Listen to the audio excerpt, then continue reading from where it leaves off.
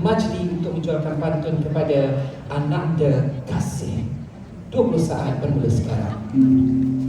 Dinda, di mana kanda-kanda tu ditanja? Dekat mana kanda? Tak nak bagi tahulah. Rahsia itu tak apalah. Dengarkan. Ya.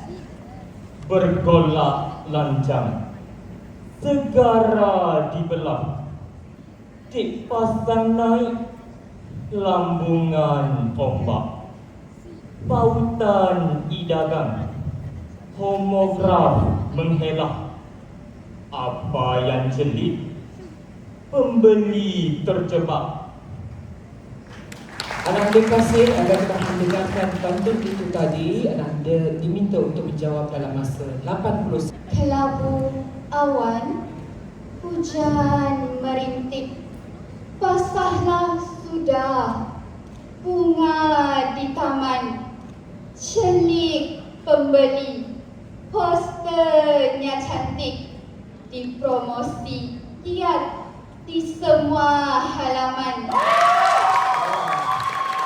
Betul kita gigit pun agak-agak lah